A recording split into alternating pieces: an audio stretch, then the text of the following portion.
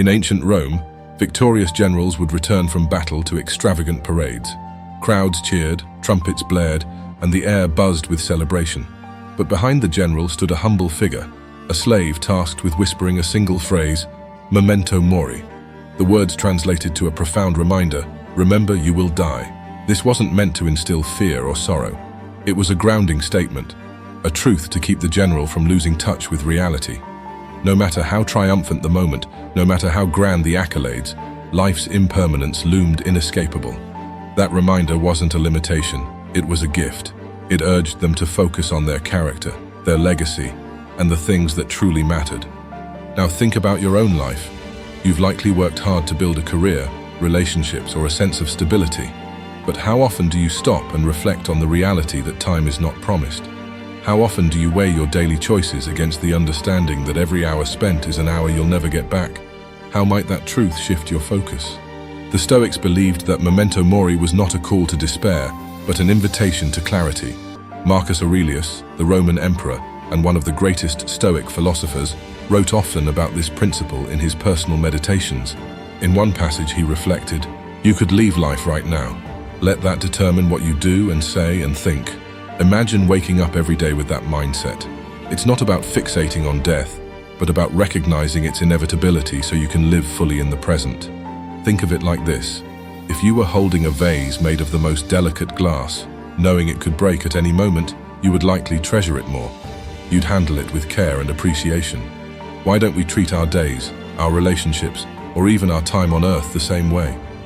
The truth is, many of us live as though we're guaranteed endless tomorrows. We make plans, but we postpone what truly matters. We chase external validation or material possessions, hoping they'll bring lasting fulfillment.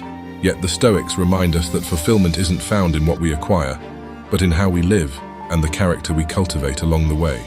When you embrace Memento Mori, you begin to see life through a sharper lens. You realize that every moment is both an opportunity and a responsibility. Think of the time you spend worrying about things outside your control, what others think of you, whether the weather will ruin your plans, or whether the stock market will rise or fall tomorrow. Now imagine if you redirected that energy toward the things that truly matter, nurturing your relationships, pursuing your passions, and becoming a better version of yourself. The Stoics had a name for this, the dichotomy of control. It's the practice of separating what you can influence from what you cannot. Epictetus, one of the great Stoic teachers, famously said, "The chief task in life is simply this, to identify and separate matters so that I can say clearly to myself which are externals not under my control, and which have to do with the choices I actually control." This principle isn't just a mental exercise, it's a way of life. Take a moment to reflect. How much time do you spend on things that are beyond your power? The Stoics would urge you to let go of these distractions. Instead, focus your efforts on what lies within your grasp, your actions, your words, and your thoughts. This shift in perspective doesn't just reduce stress, it gives you a sense of purpose and clarity. The Stoics didn't just write about these ideas, they lived them. They practiced exercises designed to reinforce the lessons of Memento Mori. One such practice was negative visualization. This involved imagining the loss of the things you cherish, not to dwell on sorrow but to deepen your gratitude. Imagine waking up tomorrow to find that your favorite possession, something you hold dear, is gone. Or consider the thought of losing a loved one. These thoughts aren't easy, but they serve a purpose. They remind us to hold on to what we have with appreciation, to speak kind words more often, and to waste less time on petty grievances. Epictetus put it bluntly, "What harm is there while you are kissing your child to murmur softly, 'Tomorrow you will die'?" This statement shocks many, but it wasn't meant to promote fear. It was a call to cherish those moments, to recognize their impermanence and treasure them even more. This practice isn't just for the past or the future, it applies to the present as well. How often do we take our lives for granted? How many sunrises have you ignored because you were too busy scrolling through your phone? Memento Mori teaches us to look up, to notice the beauty of what's already around us, and to hold it close while it lasts. In the modern world, we often live as if time is infinite. We scroll through endless feeds, chase after fleeting trends, and let ourselves get consumed by trivial distractions. The Stoics would remind us that life is too short to be wasted in this way. Every moment you spend focused on things that don't matter is a moment lost forever. Consider the concept of voluntary discomfort, another Stoic exercise that ties into Memento Mori. This practice involves intentionally stepping out of your comfort zone to prepare for life's inevitable challenges. Sleeping on the floor instead of your bed, fasting for a day, or taking a cold shower might seem unnecessary in the modern age. But the Stoics believed these exercises served a deeper purpose. They remind us that we can endure more than we think, and they help us appreciate what we have. By simulating discomfort, we come to understand that we don't need as much as we think we do to be happy. As Seneca wrote, "Set aside a certain number of days, during which you shall be content with the scantiest and cheapest fare, with coarse and rough dress, saying to yourself, 'Is this the condition that I feared?'" This practice helps to reframe our fears, showing us that the worst-case scenario is often not as dire as we imagine. When you stop fearing discomfort and start appreciating simplicity, you gain a sense of control over your life. You're no longer a slave to the pursuit of luxuries or the avoidance of hardships. Instead, you become free to focus on what truly matters. The lessons of Memento Mori extend beyond personal reflection. They shape how we interact with others and the legacy we leave behind. Marcus Aurelius often reminded himself that each day was an opportunity to serve others and fulfill his duties, even as the most powerful man in Rome.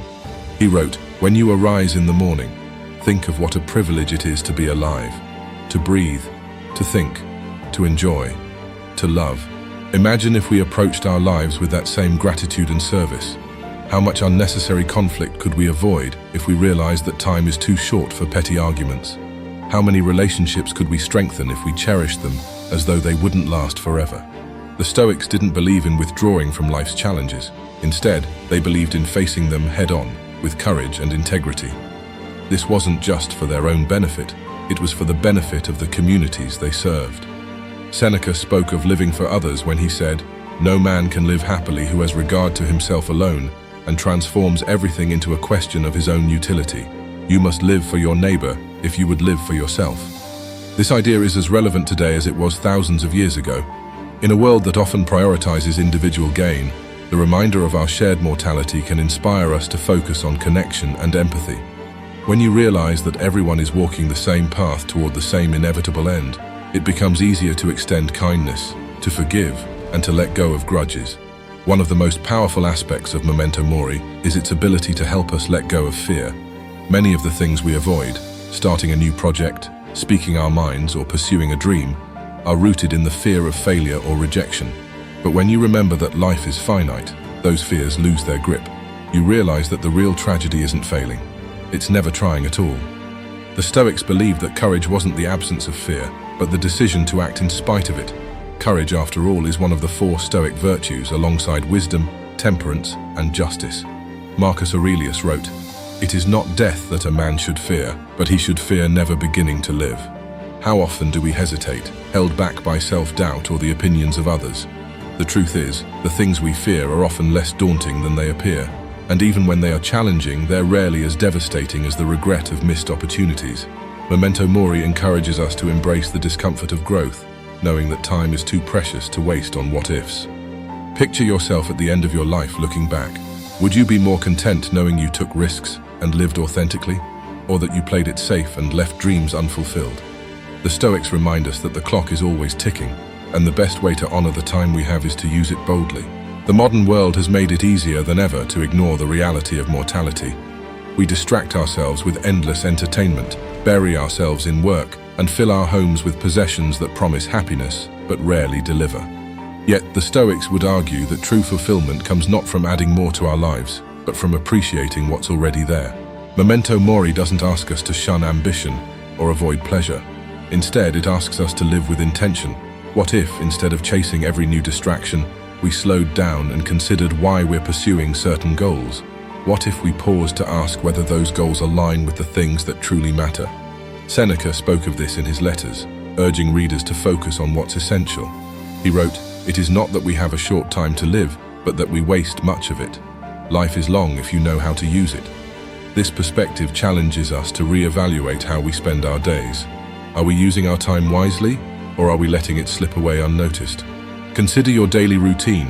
How much of it is filled with tasks or habits that genuinely add value to your life, and how much of it is consumed by things you do simply out of habit or obligation? By reflecting on mortality, we can gain the clarity needed to make better choices, to prioritize meaningful work, nurturing relationships and experiences that bring us joy. At its core, Memento Mori is a call to action. It urges us to stop sleepwalking through life and start living with purpose. The Stoics understood that we don't control how long we have, but we do control how we use it. This realization isn't meant to burden us, it's meant to set us free. Think of the legacy you want to leave behind. What will people remember about you? Will it be the kindness you showed, the relationships you built, and the values you lived by? Or will it be the distractions you chased and the time you wasted? When you reflect on your mortality, these questions become impossible to ignore. Memento Mori also reminds us that the only moment we truly have is the present. The past is gone, and the future is uncertain. The Stoics believed in embracing this moment fully, not with recklessness, but with clarity and purpose. As Marcus Aurelius wrote, "Do every act of your life as though it were your last." This isn't about rushing or squeezing every drop out of life. It's about living mindfully, with gratitude and intention. So as you go about your day, carry this reminder with you. Life is fragile, but it's also incredibly precious. Use the time you have to grow, to love, and to contribute. The clock is always ticking, but instead of fearing its chime, let it inspire you to live with courage, purpose, and joy. Because one day the clock will stop, and on that day you'll want to know that you truly lived.